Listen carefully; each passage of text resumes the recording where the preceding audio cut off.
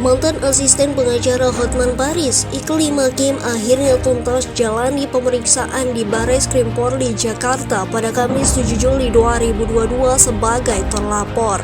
Abdul Farij, kuasa hukum Iqlima, membeberkan bahwa kliennya diperiksa sebagai terlapor dari laporan pengacara Hotman Paris Hutapea.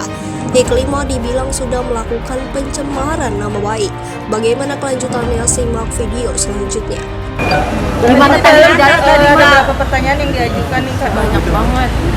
banyak banget yang pasti banyak banget. Seputar apa nih Kak kalau boleh tahu? Di dalam inti dari pertanyaan ini? Intinya ya seputar permasalahan yang lagi ramai. Tuduhan yang dilayangkan oleh Bang Hotman ke Kak Iqlima mungkin apakah yang dilaporkan ke Barreskrim? Itu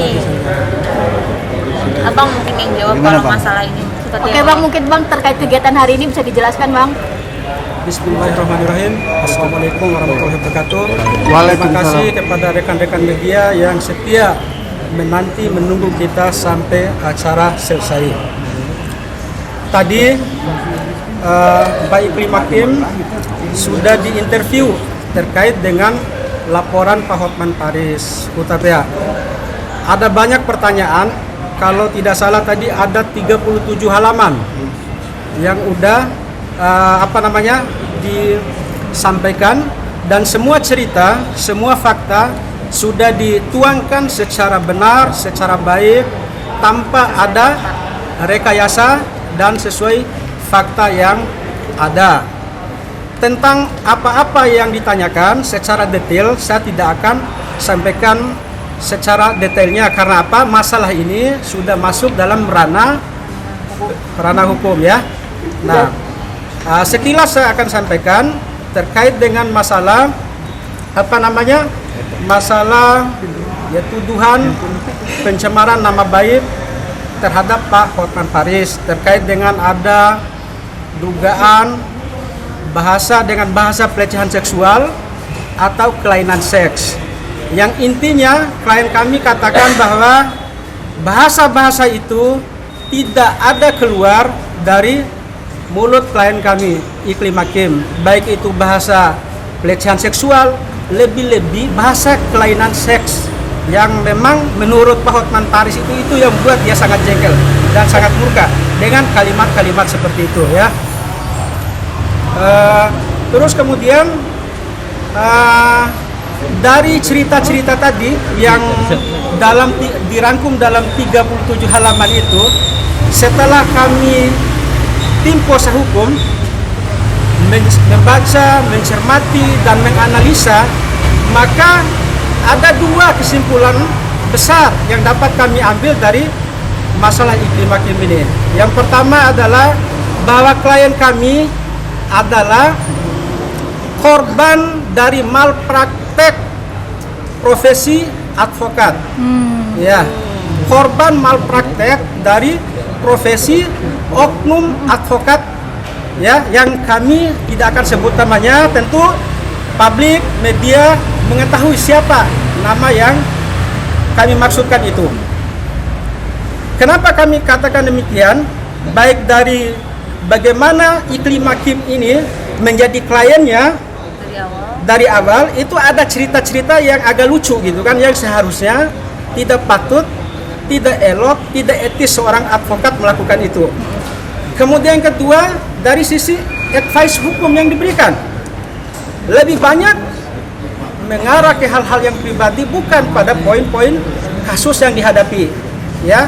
Kemudian ketiga, tindakan hukum yang katanya mau diambil, yang kami lihat itu bukan tindakan hukum, bukan legal action, tapi legal politik itu yang dilakukan.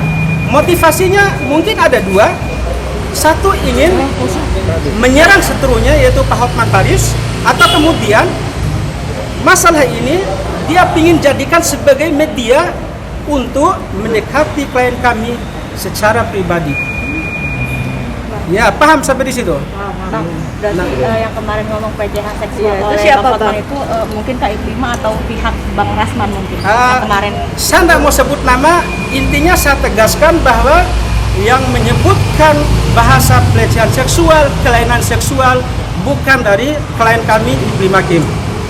Dan itu udah kita tuangkan dalam BAP interview tadi. Mungkin Tapi Kak Iklima seperti apa? kronologinya seperti apa sih, Kak? Kronologisnya sudah saya sampaikan semua di dalam. Jadi ini kan sudah ke ranah hukum. Jadi saya tidak bisa memberikan komentar yang lebih gitu. Biarkan nanti waktu yang menjawab deh. Tapi dugaan pelecehan seksual tersebut sebenarnya ada nggak sih Kak yang dilakukan oleh Hotman Paris mungkin? Ke kakak Itu no pribadi. comment. Kalau untuk saat ini no commentnya. Udah kita serahin semua sama penyidik. Ini seperti apa Bang? Mungkin apa yang bakal diambil untuk yang pihak sana ya. Untuk sementara kita fokus gitu kan untuk menyelesaikan masalah ini ya. Kita tidak mau melempar kemana-mana dulu karena masalah yang serius kami hadapi adalah masalah bahwa Iklima Kim dijadikan korban dalam masalah ini, masalah stru dengan dengan lawannya, ataukah masalah bahwa masalah yang memang sempat viral itu beliau ingin mendapatkan simpati Iklima Kim supaya bisa mendekati lebih serius secara pribadi ya. Personal ya. Kak komentar yang sempat rame nih kalau bahwa beliau Rasman meminta hadiah nih kepada Kak. Oh iya. Itu gimana nih Kak? Iya, intinya aku mau nanggapin itu juga ya, karena kemarin belum sempat aku nanggapin. Yang pasti hadiah menurut beliau itu kan dikuatkan dari statement Kak Ade, istrinya sendiri yang ngechat saya langsung di WhatsApp mengatakan bahwa hadiah tersebut saya dapatkan dari Bank HPH, jelas menyebutkan inisialnya. Di sini saya jelas menampik itu semua. Saya nggak ada komunikasi sama sekali sama beliau. Saya nggak ada gimana-gimana, apalagi untuk mendapatkan hadiah dari beliau. Apa, atas dasar apa gitu, dan untuk apa? Yang jelas-jelas ya itu salah besar, dan saya juga sedikit tersinggung ya dengan ketikannya beliau itu. Tentang beliau minta yang tentang beliau minta jatah sama Iklima mungkin dan sebagainya gitu. Terus saya harus kasih apa sama beliau? Maksudnya ada kontribusi nggak? Misalkan ada pekerjaan saya nggak ada kan? Dan yang beliau tujukan orangnya itu adalah Bank HPH yang sama sekali saya nggak ada komunikasi, dan itu nggak benar. Terus apa yang harus saya kasih gitu? Berarti selama beliau menangani kasus Kak Iklima tentang pelecehan yang kemarin nggak ada kontribusi sama sekali nih Kak mungkin? Memblunder yang pasti, udah itu aja deh. Ya. Tapi bener nggak sih Kak, waktu dulu masih dipegang Bang RN, kakak tuh dulu suka curhat sama dia, sama Bang RN sendiri, dan suka fitnah Bang Hotman. Ini menurut pengakuan dari pihak Bang RN sendiri. Yang pasti beliau tahu RN. Beliau tahu sendiri kalau aku nggak ngomong banyak kok sama beliau. Suka curhat berarti bohong loh Kak? Iya katanya nggak ada curhat, nggak ada apa-apa. Bahkan telepon pun ya perihal pekerjaan aja. Kalaupun memang di luar konteks itu aku nggak mau jawab. Berarti Aku bantah nggak mau keras ya? angkat. berarti nggak ada fitnah kayak kenapa sih mau fitnah Bang Hotman katanya? Tidak ada. Katanya saya suka curhat. Oh, tidak ada.